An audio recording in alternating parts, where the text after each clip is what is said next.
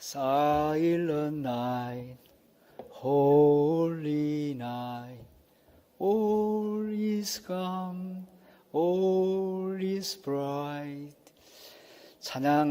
이 찬양 잘 아시죠? 성탄절이 가까이 다가오면은 많은 사람들 귀천에 이 노래가 들리고 또 많은 사람들이 이 노래를 흥얼거리게 됩니다. 이 찬양이 어떻게 만들어지게 되었는가?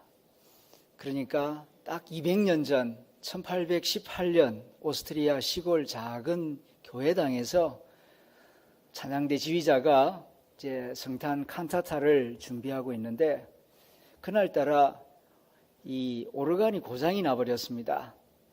그래서 준비하는데 차질이 생겨서 당황하고 고민을 하다가 그 오르간 옆에 고이 잠들어 있는 아기를 발견하게 됩니다.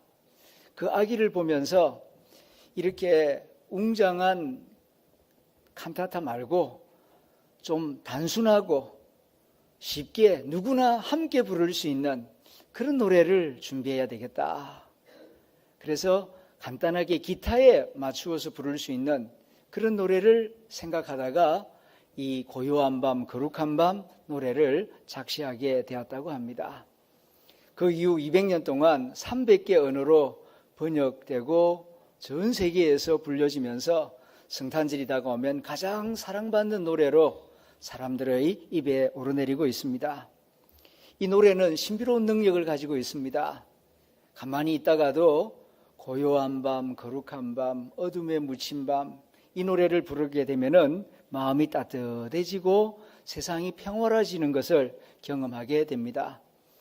실제로 2007년도 만들어진 영화 가운데에 메리 크리스마스라고 하는 영화가 있지요. 이 영화의 배경은 1914년 1차 세계대전 때에 독일군과 영국군이 서로 총을 쏘면서 서로 죽이려고 하는 그런 살벌한 분위기 가운데 성탄절을 맞이하게 됩니다. 참호 속에 있던 독일 병사 하나가 용감하게 촛불을 밝히고 참호 밖으로 나와서 이 찬양을 부릅니다. 고요한 밤, 거룩한 밤. 그럴 때에 저쪽 참호 속에 웅크리고 있던 스코틀랜드, 영국 군인들도 같이 찬양을 따라 부릅니다. 그러면서 서로 총을 내려놓고 대신 촛불을 밝히면서 밖으로 나와서 서로 원수인데 그날은 서로 따뜻한 차를 나누고 음식을 나누고 함께 축구를 하면서 크리스마스의 휴전을 가지게 된다 하는 그런 줄거리입니다. 성탄은 모든 사람들에게 평화를 가져다 줍니다. 왜냐하면 하늘의 보좌를 버리시고 인간의 몸을 입고 내려오신 하나님의 겸손을 배우기 때문입니다. 오늘은 예수님의 탄생을 축하하는 성탄절입니다. 우리가 한번 우리 찬송가의 109장에 기록된 이 고요한 밤, 거룩한 밤 1절 찬양을 한번 같이 불러보겠습니다. 피아노 반주 좀 부탁합니다. 고요한 밤, 거룩한 밤, 어둠에 묻힌 밤, 주의 부모 앉아서 감사 기도 드릴 때 아기 잘도 잔다, 아기 잘도 잔다.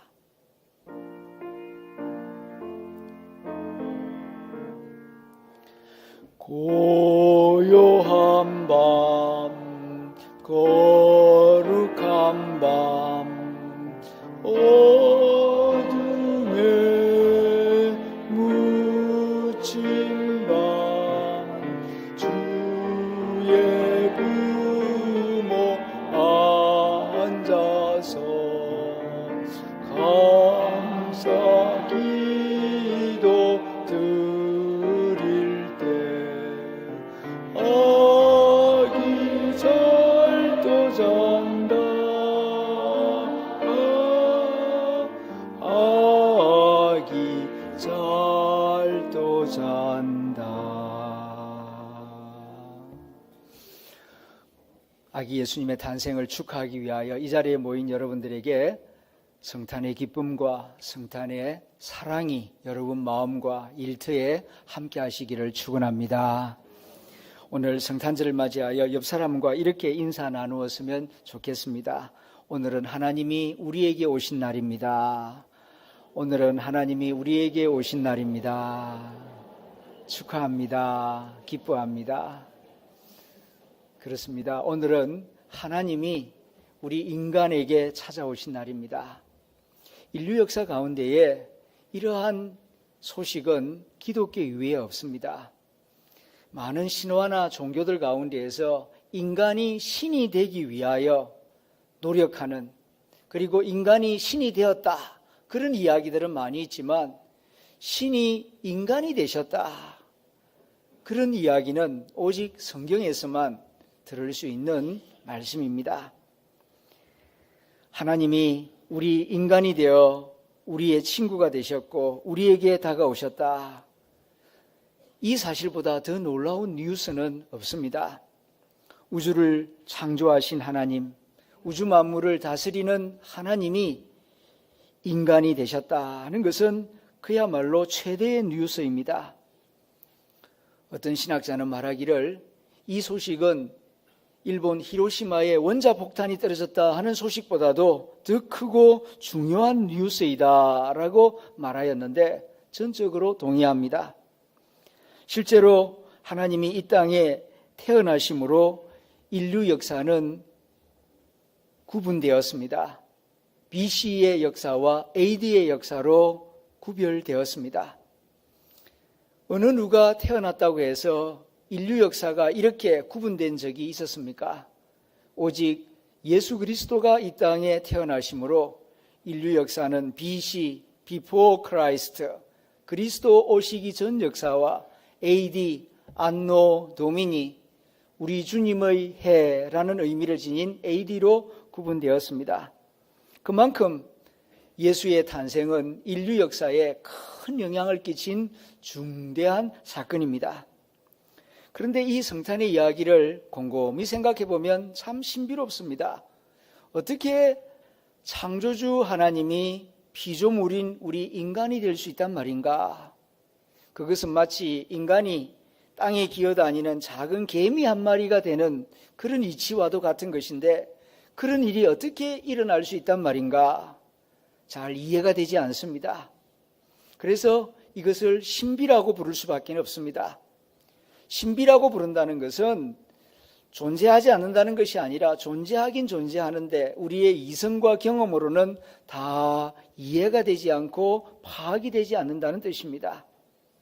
성탄의 사건 안에는 크게 세 가지 신비가 담겨져 있습니다. 첫 번째로는 처녀가 잉태한다는 신비입니다. 어떻게 흔히 우리가 알고 있는 대로 난자와 정자의 결합 없이 여성의 몸만으로 잉태가 가능한 것인가? 처녀 잉태의 신비입니다.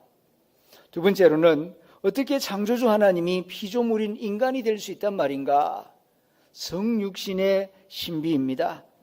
세 번째로는 어떻게 하나님이 이 땅에 수많은 70억이 넘는 인간들과 동시에 함께 하실 수 있단 말인가? 임마누엘의 신비입니다. 어떻게 그것이 가능하단 말인가? 옛날 사람들은 성경 말씀을 들려줄 때에 그대로 믿었습니다. 그러나 근대 과학이 발전하기 시작하면서 어떻게라는 질문을 하기 시작합니다. 그것이 어떻게 가능할 수 있단 말인가? 이해가 되지 않는 사람들은 의심하기도 하고 불신하기도 하고 또 억지로 해석하려고 하는 사람들도 있었습니다. 그러나 최근에 급속도로 이루어지고 있는 생명과학의 발전, IT 기술의 발전으로 인하여서 처녀 잉태설의 가능성과 임마누엘의 의미가 새롭게 부각되고 있습니다. 처녀 잉태는 그동안 과학적으로 불가능한 것으로 간주되었습니다. 그런데 2005년 황우석 박사의 논문 조작 사건으로 우리나라에서는 냉대를 받은 줄기세포 연구가 지금은 일본과 미국에서 왕성하게 이루어져서 수많은 불치병을 치료할 수 있는 새로운 의료 기술로 발전하고 있습니다. 줄기세포 연구가 처녀 잉태설을 증명해 준 것은 아니지만 여러 나라에서 이루어지고 있는 배아줄기, 성체줄기 이 연구로 인하여서 옛날에는 불신과 신비의 대상으로만 여겨졌던 처녀 잉태설이 과학적으로도 가능할 수 있음을 시사하고 있습니다. 그리고 IT 기술의 눈부신 발전으로 유비쿼터스가 이미 현실화되었습니다. 유비쿼터스라고 하는 말은 라틴어입니다. 언제 어디서나 동시에 함께한다, 그런 뜻입니다. 60년 전만 하더라도 이런 말을 할 때에 허황된 이야기라고 생각했습니다. 그러나 지금은 지구 반대편에서 축구 경기를 하면은 거의 비슷한 시간대에 이쪽 편에서 그것을 볼 수가 있습니다. 인간이 만든 기계를 가지고서도 이런 일들이 가능한데 하물며 창조주 하나님이 마음만 먹으면 언제 어디서나 함께하는 일이 뭐 그리 어려운 일이겠습니까? 그러나 어떻게? 라는 질문은 과학자들에게 맡겨두기로 하고 오늘은 왜? 라는 질문에 생각해 보고자 합니다. 왜 하나님은 인간이 되셨는가? 중요한 것은 어떻게가 아니라 왜입니다. 어떻게 하나님이 인간이 되셨는가가 아니라 왜 하나님이 인간이 되셨는가? 이것을 우리는 물어야 합니다. 한마디로 말씀드리면 사랑 때문이었습니다. 하나님의 말씀인 성경이 그것을 증거합니다. 요한복음 3장 16절에서 하나님이 세상을 이처럼 사랑하사 독생자를 이 땅에 보내셨다고. 왜 하늘에 계시는 하나님의 아들을 이 땅에 아기의 모습으로 보내셨는가? 사랑 때문에, 죽음보다도 더 강한 그 지독한 사랑 때문에 이 세상을 포기할 수가 없어서 구원하기 위하여 자기의 아들 예수 그리스도를 이 땅에 보내셨다 하는 것입니다. 이 사랑의 깊이와 너비와 높이를 우리가 어떻게 하면 온전하게 이해할 수 있겠습니까? 철학자 키엘케고르는 이런 비유를 들어서 우리에게 설명하고자 합니다. 옛날 어느 나라에 왕이 있었답니다. 그는 절대 권력을 가지고 있었습니다. 어느 누구도 감히 넘볼 수 없는 왕으로서 권세와 위엄과 능력을 가지고 있었습니다. 모든 백성들로부터 존경을 받았고 사람들은 그 왕 앞에 모두 무릎을 꿇었습니다. 왕의 한마디면 모든 백성들과 신하는 다 순종하였습니다. 그런데 이런 절대 권력을 가진 왕이 어느 날 시골 순방을 나갔다가 그곳에서 여종을 보게 됩니다. 너무나 사랑스러웠습니다. 왕은 사랑에 빠졌습니다. 그런데 고민이 생겼습니다. 평소에는 이 왕이라고 하는 권력과 권세가 사랑스럽게 느껴졌는데 한 여인과 사랑에 빠지기 시작하자 이 왕자가 걸림돌이 되기 시작했습니다. 왜냐하면 진심으로 그녀에게 다가가고 싶고 진심으로 그녀의 사랑을 받고 싶은데 그녀는 비천한 여종이고 이 사람은 한 나라의 왕이기 때문에 이 높은 신분이 걸림돌로 느껴졌던 것입니다. 그래서 고민을 합니다. 어떻게 하면 나의 진실한 사랑을 그녀에게 보여주고 또 그녀의 순수한 사랑을 내가 얻을 수 있겠는가? 명령을 내려서 그녀를 왕궁으로 그냥 데리고 와서 화려한 왕비의 옷을 입히고 화려한 결혼식을 올리고 내 아내로 삼으면 어떨까? 힘으로 충분히 그렇게 할 수는 있지만은 그러나 그렇게 한다고 진실한 사랑을 얻어낼 수 있을 자신이 없었습니다. 명령을 내리면은 명령에 따라서 올 것입니다. 왕궁에서 살라 하면 왕궁에서 살 것입니다. 그러나 궁궐에 함께 산다고 해서 그녀가 진심으로 행복해질까? 두려움 속에 억지로 살면서 그녀가 사는 고향을 그리워하지는 않을까? 자신이 없었습니다. 그래서 다시 생각합니다. 내가 군사를 이끌고 그 시골을 찾아가면 어떨까? 그러나 그것도 아닌 것 같습니다. 갑자기 많은 군사를 거느리고 한적한 그 시골을 찾아가면은 동네 사람들뿐만 아니라 그 여인은 새파랗게 겁에 질릴 것입니다. 왕은 겁먹은 하인을 원하는 것이 아니라 자유롭게 진심으로 사랑하는 여인을 원하였습니다. 이런저런 고민을 하던 왕은 마침내 결심을 하게 됩니다. 그리고 왕관을 내려놓고 왕복을 벗어버리고 신하도 군사도 다 내려놓고 홀로 종의 옷을 입고 혼자 그 시골 마을을 찾아갑니다. 그리고 그 여인이 사는 마을 한 구석에 작은 목수집을 마련하고 거기서 나무를 자르며 목수일을 하면서 종의 모습으로 여종을 찾아가서 이야기하고 대화하며 마음을 나누기 시작합니다. 기엘케고르는 이 우화를 통하여서 하나님이 왜 인간이 되셨는가를 설명하고자 하였습니다. 하나님이 하늘 보좌를 버리시고 이 땅을 찾아오신 가장 중요한 이유는 사랑 때문입니다.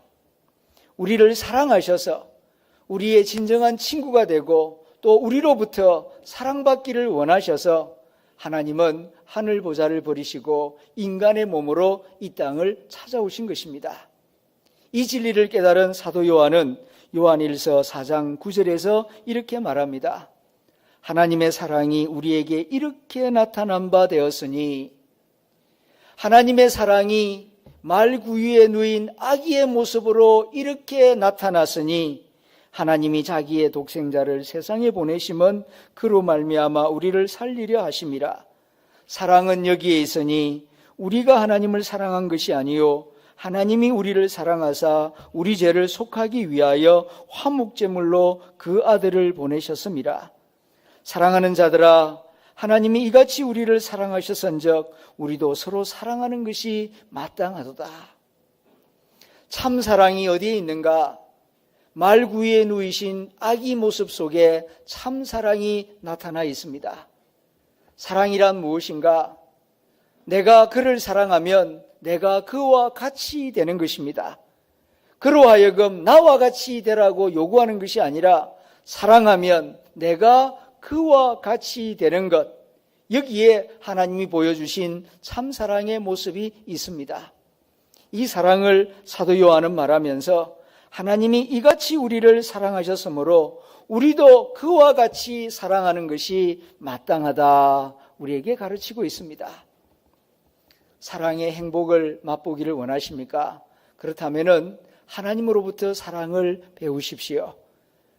내 위치에서 그에게 요구하는 것이 아니라 내가 그와 같이 되려고 그에게 가까이 다가가는 거기에 참된 사랑의 모습이 나타나는 것입니다. 성탄의 신비는 사실 알고 보면 사랑의 신비입니다. 성탄의 기적은 사랑의 기적입니다. 성탄의 기쁨은 사랑의 기쁨입니다. 참된 사랑은 그로 하여금 나처럼 되라고 요구하는 것이 아니라 내가 그와 같이 되려고 노력하는 것입니다. 미국 인디애나주 고등학교에서 있었던 일입니다. 15살 된 브라이언이라고 하는 학생이 있었습니다. 그는 불행하게도 뇌종양에 걸려서 방사능 치료를 여러 번 받아야만 했습니다. 방사능 치료를 받는 가운데 머리카락이 다 빠지고 말았습니다. 그러나 다행스럽게도 암을 이겨낼 수가 있었고 회복이 되기 시작했습니다. 그래서 이제 새학기가 되어 이제 학교에 가야 하는데 거울에 비친 자기의 모습을 보고 부끄러워서 학교에 가려고 하지 않습니다. 엄마 아빠가 여러 가지 말로 권면을 합니다. 용기를 줍니다.